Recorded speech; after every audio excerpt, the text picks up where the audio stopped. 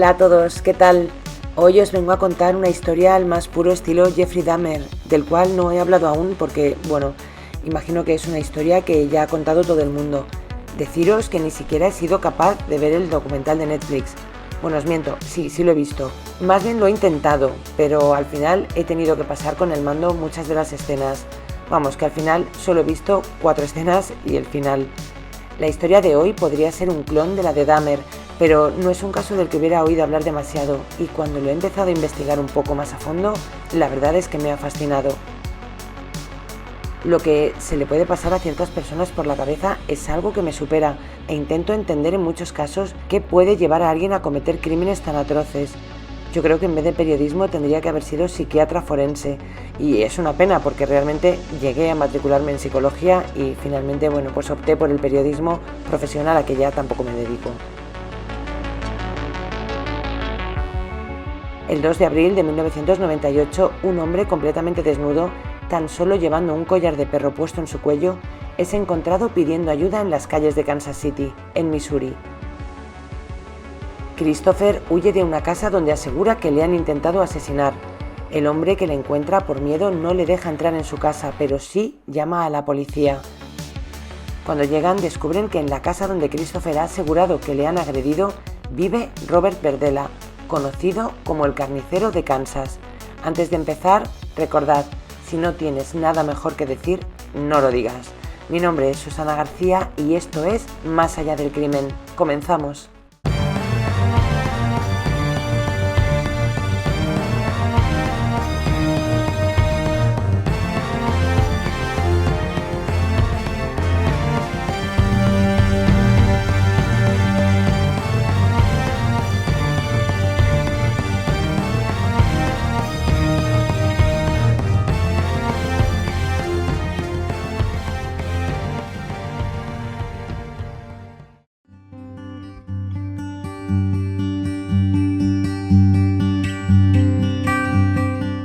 Andrew Robert Berdella nace el 31 de enero de 1949 en Ohio, en el seno de una familia católica. Es el mayor de 2. A Robert en el colegio le hacen bullying, es el niño raro. A cualquier cosa le llaman raro. Robert es bastante retraído, colecciona sellos y lleva unas gafas de las que vulgarmente se conoce como culo de vaso o culo de botella. Su padre muere a los 16 años y su madre rehace su vida con otro hombre. Este hecho le afectará muchísimo, ya que siente que la vida sigue para todo el mundo menos para él. No solo se queda devastado tras perder a su figura paterna, sino que poco tiempo después comienza a ser consciente de que le gustan los hombres, justo al mismo tiempo que abusan de él. Este hecho nunca lo denunciaría, pero también le afectaría enormemente. En cosa de menos de 2 años, parece que su mundo se tambalea. En 1969, a la edad de 17 años y en el momento en el que siente que su mundo empieza a cambiar, decide marcharse a Ohio y se traslada a Kansas City, donde decide estudiar arte. Ya cerca de la mayoría de edad y reconociéndose como homosexual, empieza a explorar con otros hombres. Pero no solo empieza a relacionarse con hombres, sino que también empieza a consumir ciertas sustancias. Berdella cocina muy bien, encuentra un trabajo como chef y es muy reconocido por su trabajo en la comunidad donde vive. Ese trabajo le permite comprarse su propia casa y vivir muy cómodamente. Es un hombre con un gusto exquisito. No solo vive de su trabajo como cocinero, sino que tiene una tienda de arte y antigüedades, a la que le pone el nombre de Bob's Bizarre Bazaar, que viene a ser el bazar bizarro de Bob. La tienda le funciona muy bien y finalmente deja su trabajo de cocinero para centrarse en su negocio de antigüedades y a la vez decide alquilar habitaciones en su casa. Estas habitaciones, más que alquilarlas, se las ofrece a aquellos sin recursos que de manera temporal le ayudan con la casa o el negocio. Es un trabajo a cambio de una cama. Y así continúa hasta 1984. Berdella, ya con 35 años, comienza a cambiar. Ese año inicia una relación con Jerry, que es hijo de un conocido suyo. Este Jerry tiene problemas económicos y Robert se ofrece a prestarle dinero y es así como, a cambio de ciertos favores, ambos hombres comienzan un idilio. Juntos beben, consumen y hacen de todo.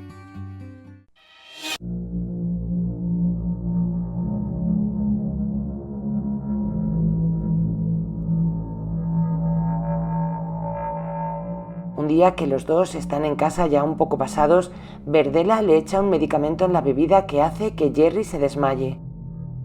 Esto a Robert le viene fenomenal porque aprovecha para abusar de él en numerosas ocasiones. Tampoco entiendo el por qué cuando ambos ya eran pareja o pseudopareja y ya pues han hecho de todo. Pero quiero pensar que Berdella para este momento ya empieza a fantasear con otro tipo de cosas. Abusa de él durante horas, incluso cuando vuelve del trabajo, y así hasta que esa noche Robert le cuelga boca abajo y lo descuartiza. Como Robert tiene mucha mano en la cocina, no nos olvidemos que es chef, no tiene ningún tipo de problema en cortar su cuerpo.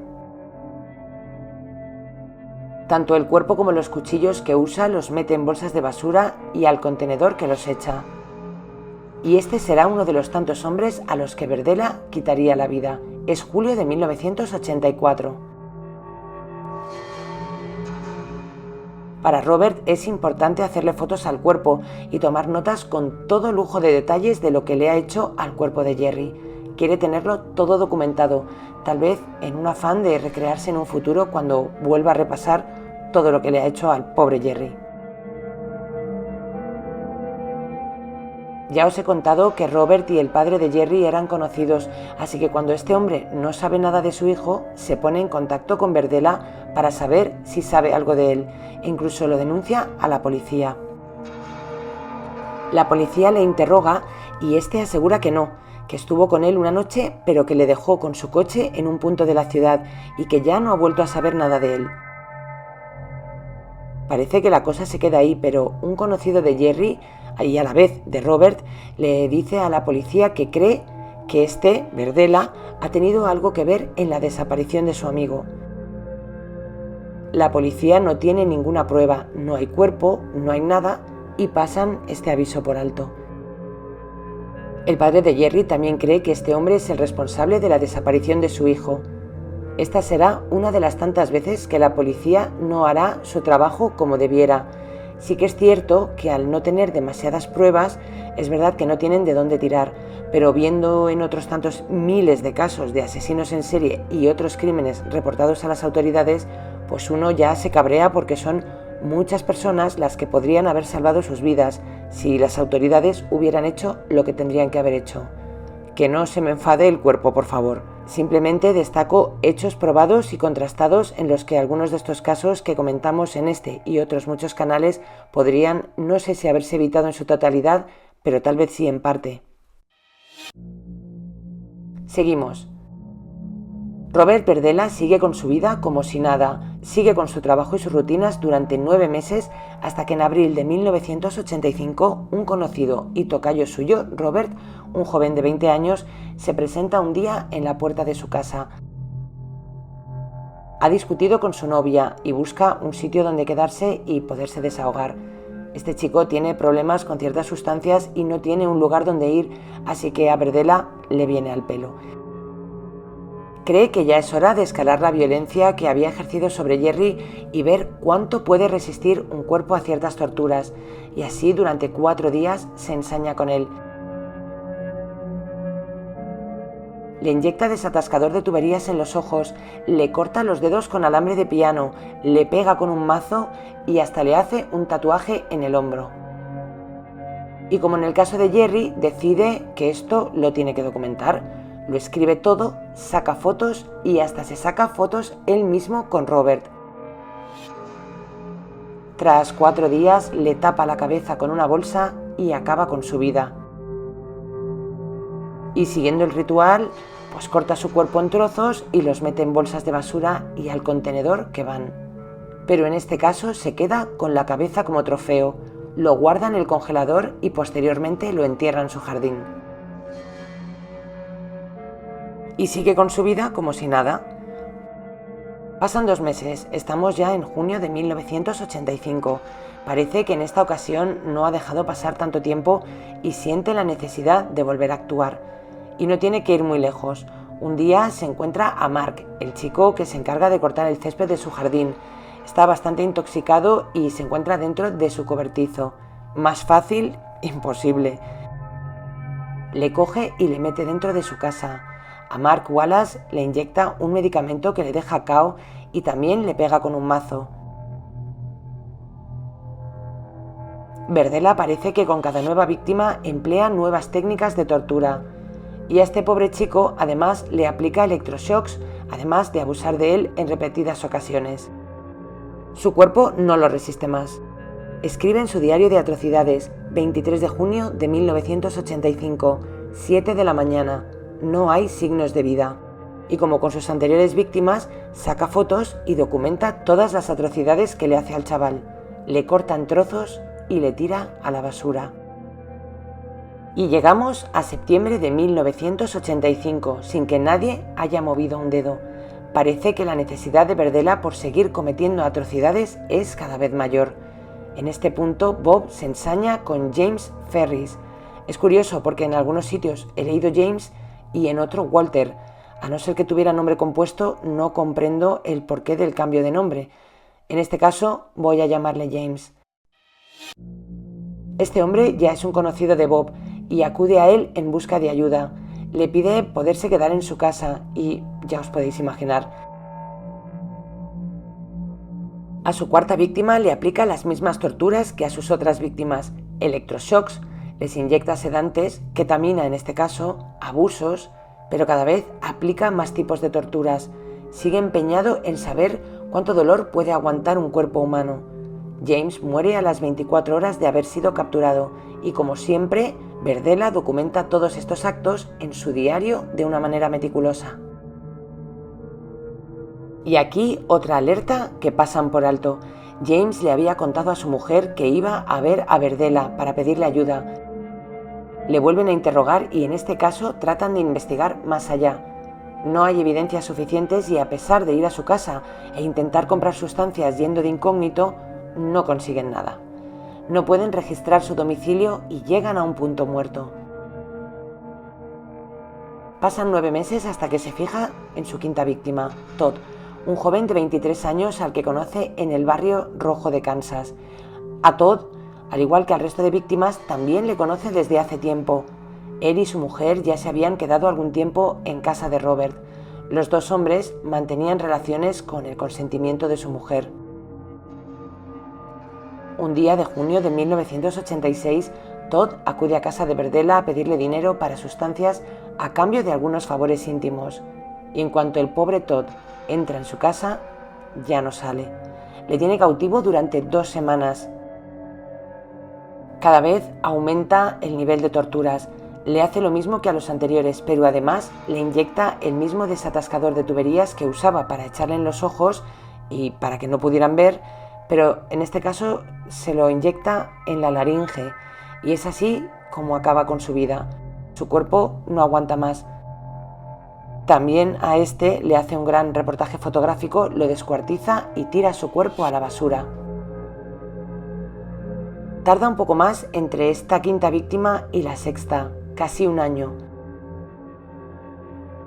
En junio de 1987, justo el mismo día, pero 3 años después de acabar con su tercera víctima, Mark conoce a Larry, un joven veinteañero que necesita dinero para una fianza.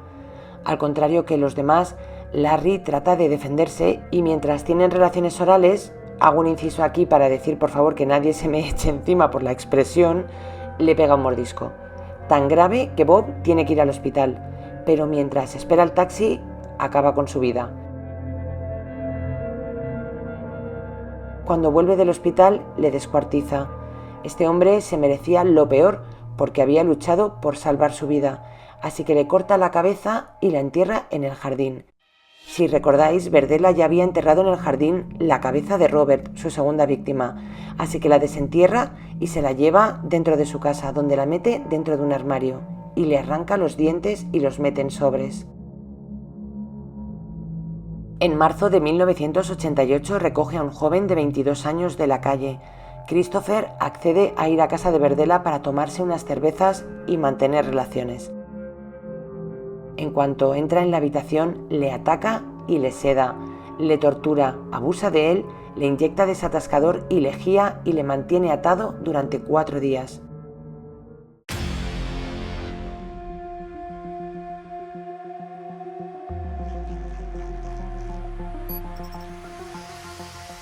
En esta ocasión, y mientras Bob está en el trabajo, Christopher consigue soltarse las manos y con unas cerillas que encuentra en la habitación quema las cuerdas con las que está atado de pies y así logra huir de la casa de los horrores. Cruza la calle y llama a la puerta del vecino de enfrente. El vecino, asustado, no le deja entrar, pero sí llama a la policía.